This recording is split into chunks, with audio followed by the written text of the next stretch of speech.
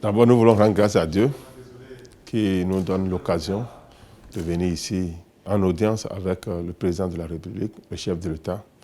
La délégation composée des églises membres du CONEB est venue pour non seulement prier pour notre nation, afin que les élections se déroulent dans la paix, dans la stabilité et dans la tranquillité.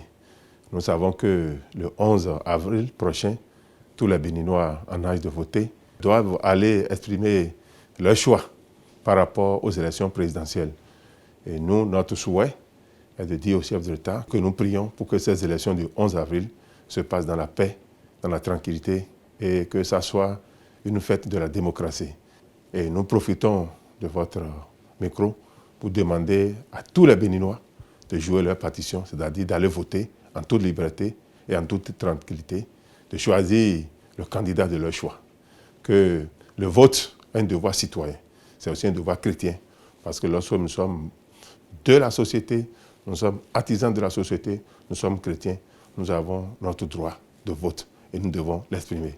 Donc nous avons rassuré le gouvernement de nos prières et nous avons prié pour le gouvernement et nous avons souhaité que les efforts qui sont en cours puissent perdurer après les élections présidentielles en cours.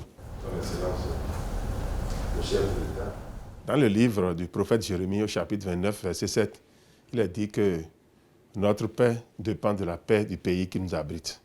Si notre pays est en paix, les citoyens également vivent en paix. En cette période préélectorale, nous souhaitons que les uns et les autres posent des actes de paix. C'est-à-dire dans notre comportement, dans nos prises de parole, dans nos prises de position, que nous puissions œuvrer pour la paix, pour l'enracinement de la paix. Parce que la violence n'a jamais réglé un problème. C'est la paix qui est le premier facteur du développement. Lorsqu'on n'est pas en paix, on ne peut pas prétendre au développement. Donc nous exhortons les uns et les autres à poser des actes d'amour, des actes de paix. Et nous demandons à chaque chrétien de montrer en cette période que nous sommes des enfants de Dieu. Nous sommes dans le monde, mais nous ne sommes pas du monde. C'est-à-dire que notre comportement doit montrer que nous sommes des artisans de la paix. Parce que Jésus a dit, heureux ceux qui procurent la paix, parce qu'ils seront appelés fils de Dieu.